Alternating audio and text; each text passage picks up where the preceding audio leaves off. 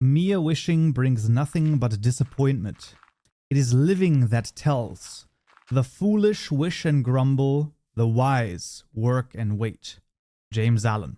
And with that, another Kaupen Daily Yap over here where I talk for 10 minutes unedited, and after 10 minutes, I just cut it off. Today, I have no idea what we're going to talk about. I just started recording, and I have my journal in front of me with a bunch of pages written. I don't even know. I've been thinking about all sorts of crazy things these past couple of days, and let's see if I can somehow tie it up into an interesting video, and if not, maybe it's still going to be quite interesting to pass the time. So there is passing time. Let's talk about time first, because there's actually one thing that I have in here. It's very strange. So when you have, we talk about time a lot, and it's sort of like, I think it's very interesting that the wisdoms from the past still apply like 1000% to today. And it is incredible to me, because you'd think that it is not that things would change, but they really don't. Like, as much as things change, they also stay the same. So one thing that Seneca, for example, says is it's not that we are given a short life, but we make it short, right? So we are not ill-supplied, but wasteful of it. And it is incredible, because that's exactly the thing that we still have today, right? There's a couple of other things that Seneca says. One of them is they lose the day in expectation of the night, and the night in fear of the dawn. One of my favorite quotes. I mean, just perfect encapsulation of what is happening, right? To explain this, if this is confusing to you, the idea is that you have a cool thing happening in the night, right? Like maybe a party or something like that, and you're really excited to go, or whatever it might be. And so the entire day, while this is not there yet, while the party's not happening, you're thinking about the party, and you're thinking about the party, and you're just going, oh my god, this is going to be so cool. And the entire day just is nothing. It's a nothing burger. You're never present during that day. And then when you're at the party, you're like, oh my god, I don't want this to end. Oh my god, it's going to end soon. It's going to end soon. No, I fear going to work tomorrow. I don't want this. And that's what that means. You lose the day in expectation of the night, and you lose the night in fear of the dawn. A brilliant quote. And another incredible quote of Seneca's, let me think about if I can get this just from my brain. It is, you act like mortals in all that you fear, and like immortals in all that you desire.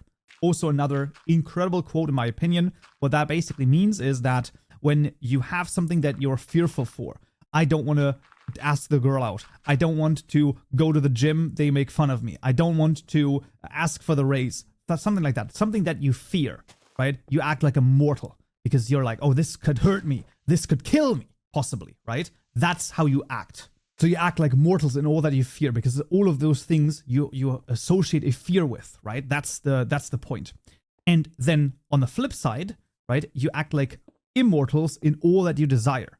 Oh, I would love to write a book. Oh, I would like to make a movie. Oh, it would be so cool if I could make a song. Oh, I want to start making YouTube videos. Oh, I really like to take a pottery class. I really want to go to a dance class. What happens? I can do it tomorrow. Tomorrow never comes. There is no tomorrow. There is no tomorrow, right? So you act like immortals in all that you desire, because you think you always have a tomorrow. No, you don't. And obviously, there is always some utility in this. However, our ancient systems of fear are they are not well calibrated to the modern world. Of course, there can be dangerous situations. However, this idea that on a day-to-day basis, you come into contact with actual deadly situations is minuscule at best in anywhere in the modern world, basically. I mean, I would say almost anywhere on the planet. Of course, there are some exceptions to it. I'm not going to deny that. But most of the time, most people right now, they are not in a daily battle against death, let's say, and not against fear of death. And I don't know. That's something to think about as well. And with this time concept of you're wasting time, or rather, I would say that you are not spending it wisely, is it is useless to desire more time if you're already wasting what little you have. That is by James Allen again. It's just interesting, right? What you can do is you can plan your day, and what you could do is you could plan your day including your idle time. Basically saying, I'm not going to do anything here. Or when you're planning a week, you could say this day is going to be reserved for not doing, let's say, any work. And that's fine. You can do that at some point. Now, obviously, I understand when I say this, like when I say work, I don't necessarily mean the job that you go to. I mean, let's say housework or something else. You sometimes need a day where you just don't do anything. But what it should be is not the thing that we do almost all the time.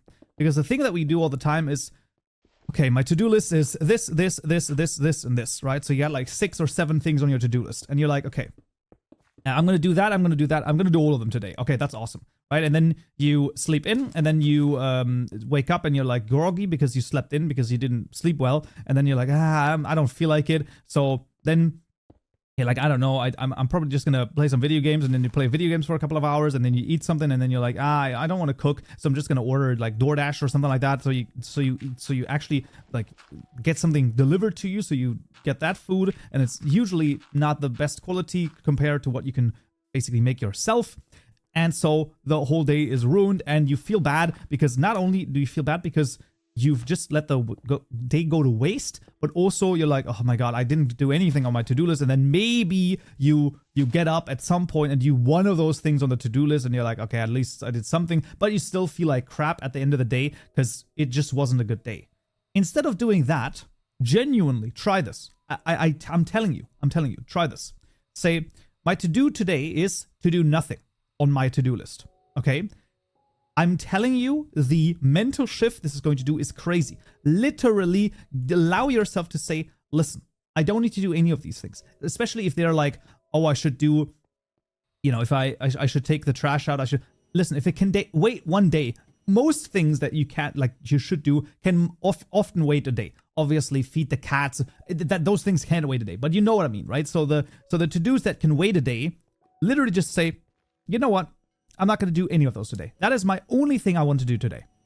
And genuinely, if you try that, you're going to be amazed by the result. Genuinely. And then just do whatever you want, but do it guilt-free. And the guilt-free part is, I think, the most important part about this. Literally just say, listen, today my to-do is not doing anything, let's say, quote-unquote, productive, right? Play some video games. Listen to music. Heck, take a nap in the middle of the day. Whatever, right? I mean, obviously, I'm assuming that it's a free day for you, right? So like a Saturday or a Sunday, or maybe it's a long weekend, or you have vacation time, something like that. But like, just do whatever. You're like, I kind of just do what the whims tell you to do on that particular day. But do it all guilt-free, and don't be like, oh, I still have to do this. No. Don't lose the day in expectation of the next dawn as well, right? So to sort of go back to Seneca. Don't do that either. Just spend the day chilling and just being present, basically, right? Just being present, be there. And one thing, I'll probably do that in another app, because I think that starting a new interesting topic at the last sort of minute or so of the video probably is not the best idea, because I actually don't know how many people actually make it to the end. I do read the comments, although I will say I don't keep up with a lot of the statistics, let's say. I mean, I do see like, this many likes, this many dislikes, this many comments, this many views, but I'm not really optimizing for any of that, because the idea of the daily apps obviously was and still is me just talking for 10 minutes straight, hopefully both increasing or, bettering my communication skills, bettering my own thinking, because as you speak aloud and as you converse with people, let's say, as this, you hopefully sharpen whatever thoughts you have, and then also just putting out some of the thoughts out there, because maybe they're going to be interesting to some people or even useful. I mean, interesting would be the bare minimum, I would hope. Useful would be even better. But yeah, we're coming to the end. I don't actually quite know exactly when it is. So once again, if we cut off at some point, then do just keep that in mind. But that's basically some of the ideas. Take care of yourself, drink a tea, and talk to you again tomorrow. Until then.